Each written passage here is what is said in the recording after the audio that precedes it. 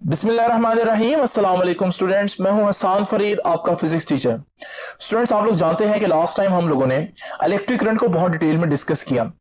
आज हम देखेंगे मेटल्स के अंदर इलेक्ट्रिक करंट किस तरह से पास करता है, और मेटल्स को ही क्यों देखेंगे, क्योंकि आप लोग जानते हैं कि हमारी वायर्स जो है वो मेटल से बनी होती हैं, और भी हमारी डेली लाइफ में जितनी भी चीजें हैं उनमें ज्यादातर जो है वो मेटल्स होती हैं जिनमें से करंट पास करते हुए हम देखते हैं।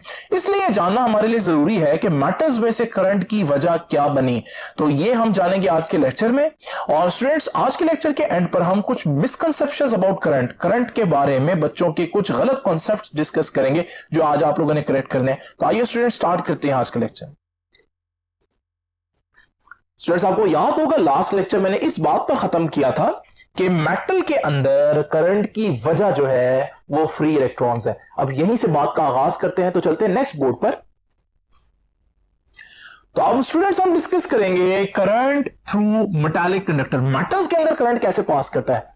अब स्टूडेंट्स, यहां इसको डिटेल में डिस्कस करने की वजह क्या है। देखें, एक सवाल है जो आपके जहन में भी आ सकता है। मैंने आपको बताया कि हमारे पास जो मेटल है उसके अंदर एटम्स होते हैं, और एटम्स के अंदर फ्री इलेक्ट्रॉन्स होते हैं, और फ्री इलेक्ट्रॉन्स हर वक्त मूव कर रहे होते हैं, और चार्जेस की जो मूवमेंट है उसको हम करंट कहते हैं। अगर ये सारी बातें सच्ची हैं तो जब आप कोई घड़ी पहनते हैं जो मेटल से बनी होती है, तो उस मेटल के अंदर एटम्स होंगे, उस एटम्स के अंदर फ्री इलेक्ट्रॉन्स होंगे जो हर वक्त मूव कर रहे होंगे, और जब चार्ज मूव कर रहा हो तो हमने बोला कि वो करंट बन जाता है।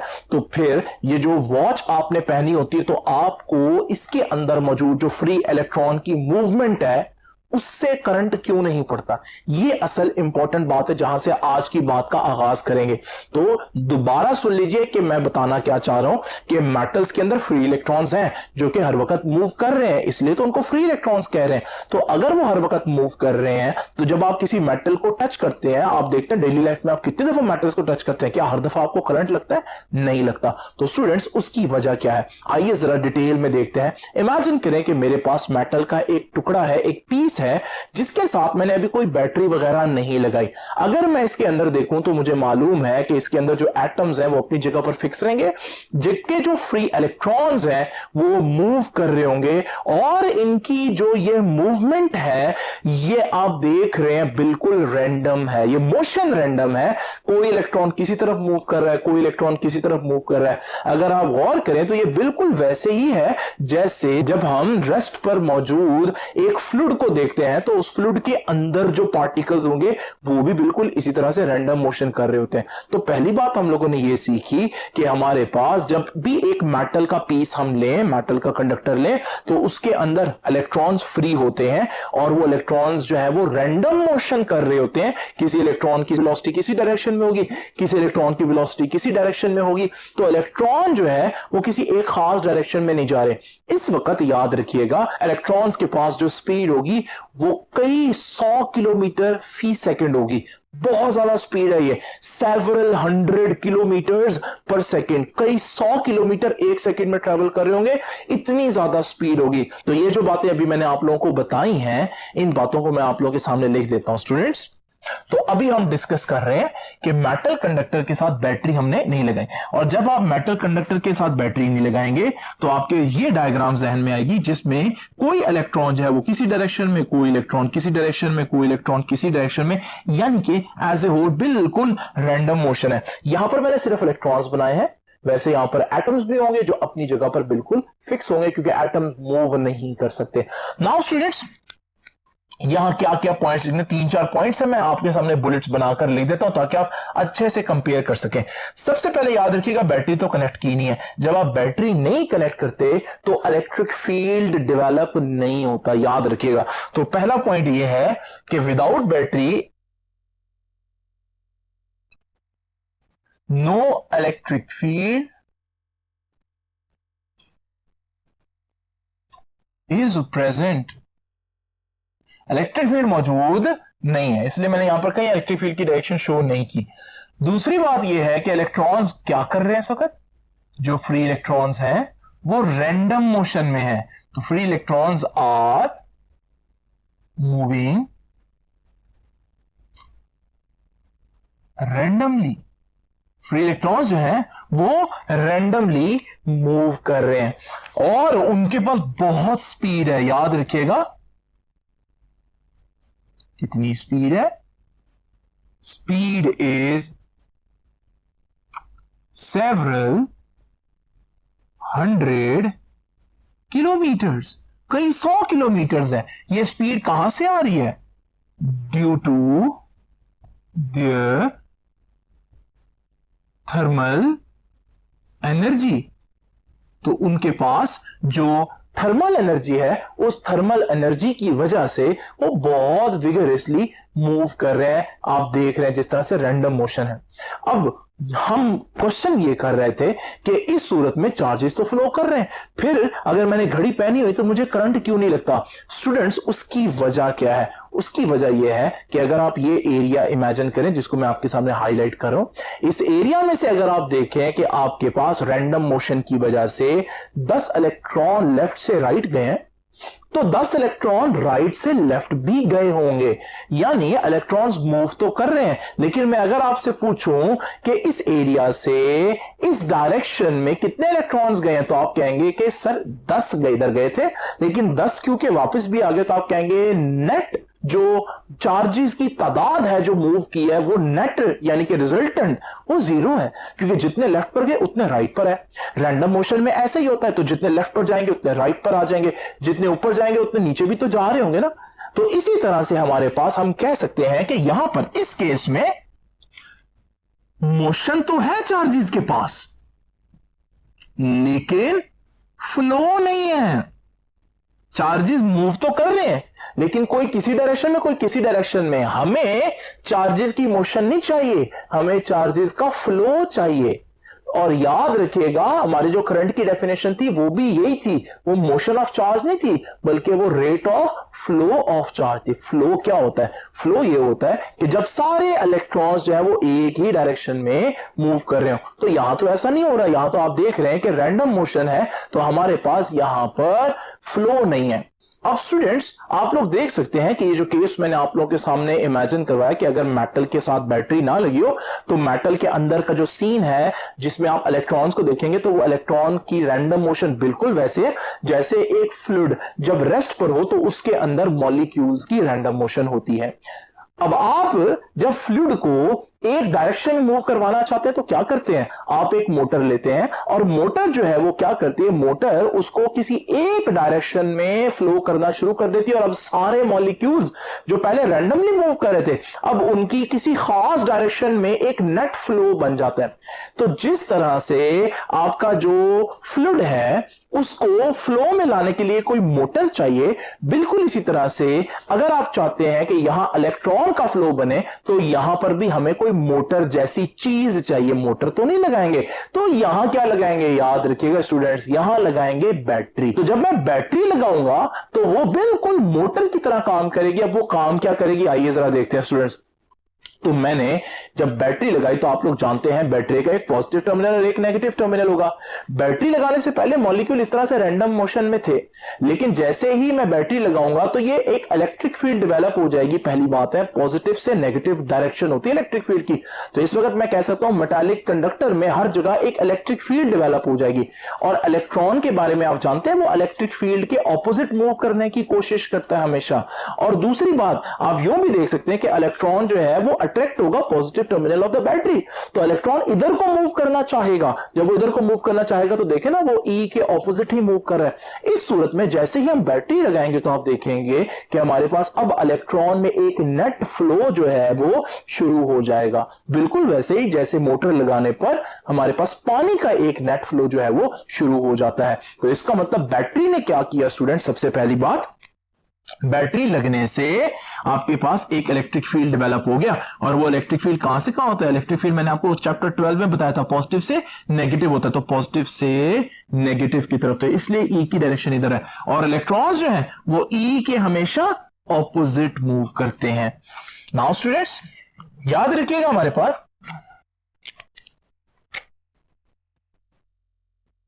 विद बैटरी क्या होगा? बैटरी लगाने पर क्या होगा?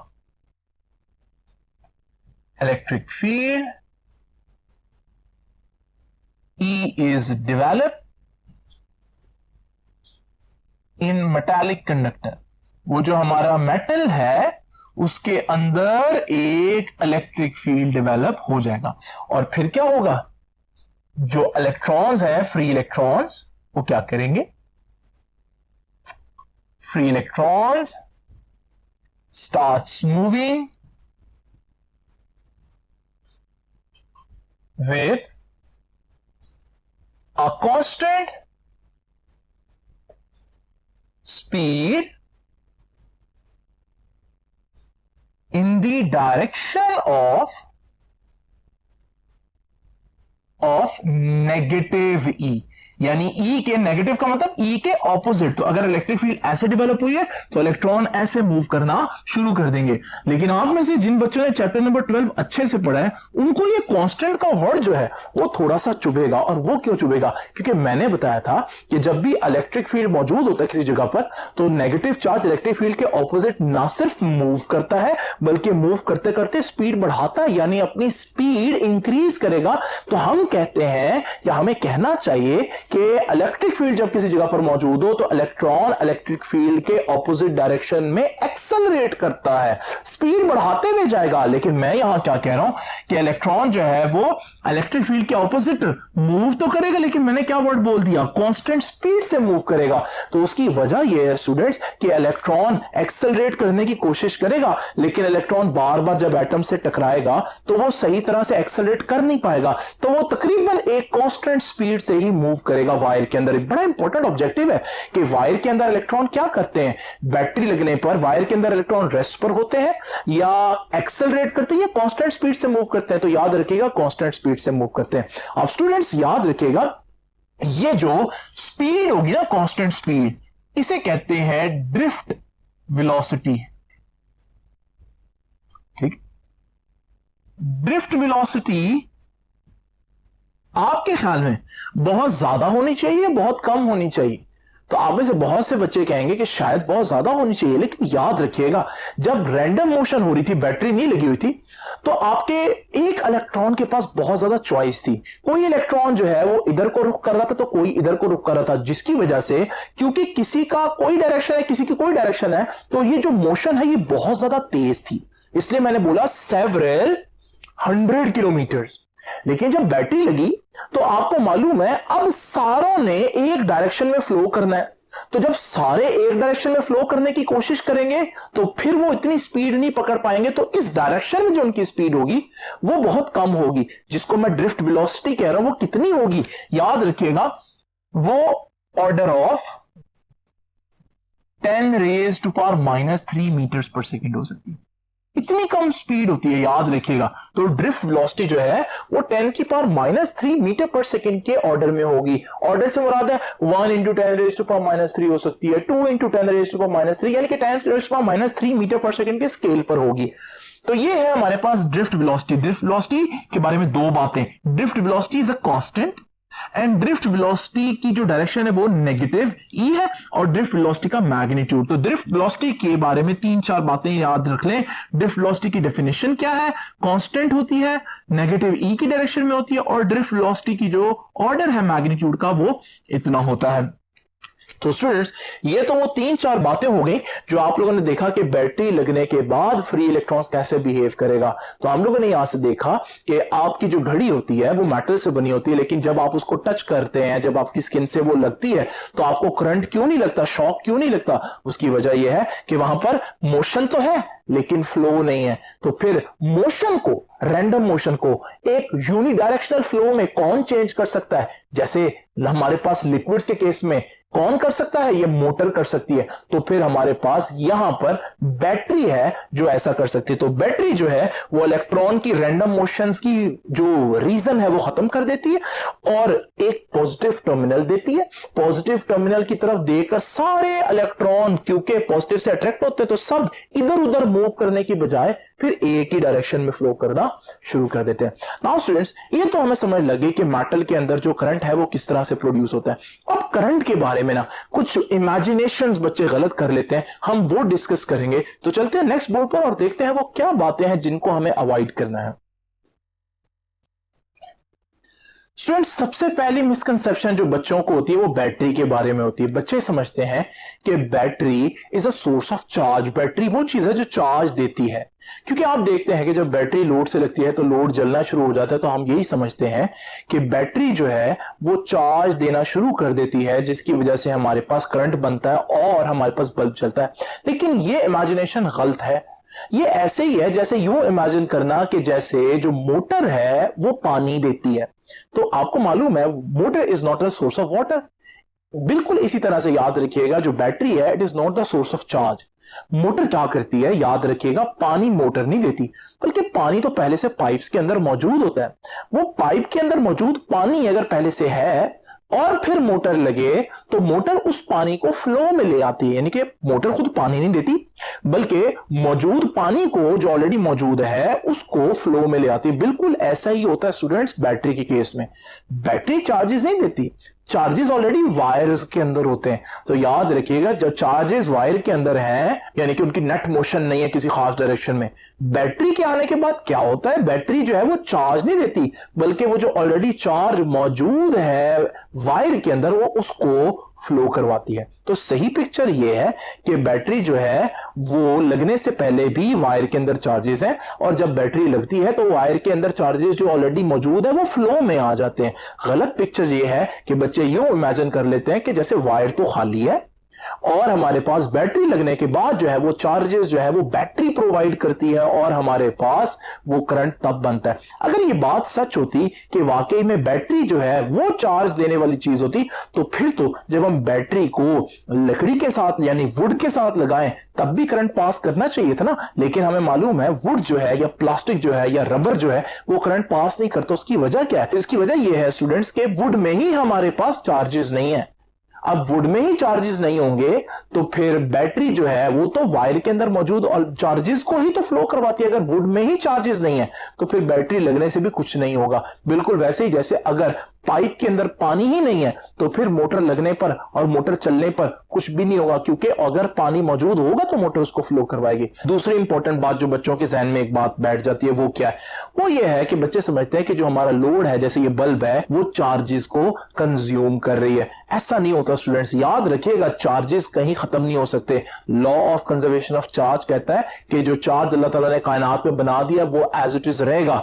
चार्ज को कोई चीज खत्म नहीं कर सकती। होता यह है कि जो चार्जेस हैं बैटरी के लगने के बाद वो लोड में से पास करते हैं। जब वो लोड में से पास करते हैं तो उनके पास करने से हीट प्रोड्यूस होता है, मैग्नेटिक इफेक्ट प्रोड्यूस होता है, तो वो हमारे पास बल्ब और पंखा वगैरह चलाएगा। लेकिन याद रखिएगा चार्ज बल्ब में से निकलने के बाद भी एज इट इज मौजूद होगा। तो इसका मतलब याद रखिएगा कि लोड जो है वो चार्ज को कंज्यूम नहीं करता, बल्कि जो लोड है उसमें से सिर्फ चार्ज गुजर के अपना इफेक्ट या अपनी एनर्जी देता है। एक इंपॉर्टेंट बात ये होगी। अब स्टूडेंट्स तीसरी इंपॉर्टेंट बात क्या है? तीसरी इंपॉर्टेंट बात ये है कि हमारे पास जो करंट है, जो चार्जेस है, उनकी रफ्तार हर जगह एक जैसी होती है। अब होता क्या है, बच्चे यूं इमेजिन कर लेते हैं कि हमारे पास चार्जेस जो है वो एक खास रफ्तार से, जैसे मैं दिखा रहा हूं, फ्लो कर रहे थे और अचानक से आपने एक रेजिस्टर लगा दिया। रेजिस्टर करंट को रोकता है। जैसे ही रेजिस्टर लगा तो आप देखेंगे बच्चे ये सोचते हैं कि करंट जो है वो थ्रू आउट चलता रहेगा और जब वो रेजिस्टर में पहुंचेगा तो फिर रेजिस्टर में वो स्लो हो जाएगा। स्टूडेंट्स ऐसा नहीं होता, ऐसा नहीं होता। याद रखिएगा अगर आप रेजिस्टर लगाएंगे तो जब रेजिस्टर में से करंट स्लो होगा तो हर पॉइंट पर करंट स्लो हो जाएगा। यानी गलत पिक्चर ये है कि आप इमेजिन करें कि रेजिस्टेंस के अलावा जो है वो करंट तेज है और जब रेजिस्टर में से चार्जेस पास करते हैं तो वहां चार्जेस स्लो होते हैं। लेकिन असल पिक्चर ये है कि हमारे पास जब एक रेजिस्टेंस मौजूद हो तो ओवरऑल हर जगह पर चार्ज जो है वो स्लो हो जाता है। ये ऐसी है जैसे रोड पर गाड़ियां मौजूद हो, अगर अगली गाड़ी रास्ता नहीं देगी तो पिछली गाड़ी भी जो है वो नहीं जाएगी। तो सड़क पर अगर एक गाड़ी रुक जाए तो सबको रुकना पड़ता है। बिल्कुल ऐसे ही यहां पर भी है। तो एक पॉइंट पर अगर चार्ज स्लो हो तो फिर हर पॉइंट पर चार्ज स्लो हो जाएगा। तो एक पॉइंट पर जो करंट कम होगा वो हर जगह पर करंट कम होगा। तो रेजिस्टेंस किसी एक जगह पर लगी हो लेकिन उसका इफेक्ट आपको पूरे सर्किट में नजर आएगा। नाउ स्टूडेंट्स, चौथी इंपॉर्टेंट बात क्या है, वो ये है कि जो स्विच होता है, जब हम वो स्विच ओपन करते हैं तो आप लोग जानते हैं करंट का जो फ्लो चल रहा होता है स्विच के ओपन करने से वो रुक जाता है, क्योंकि अब ये जो चार्ज है जो स्विच के एंड पर मौजूद है ये दूसरे एंड पर नहीं जा सकता, क्योंकि इसके लिए उसको हवा में से गुजरना पड़ेगा और एयर जो है वो इंसुलेटर है। अब बच्चों के गलत पिक्चर जो माइंड में चलती है वो ये है कि स्विच अगर यहां पर मौजूद है तो जैसे ही चार्ज निकलेगा तो स्विच ओपन होगा तो हमारे पास करंट नहीं पहुंचेगा बल्ब को।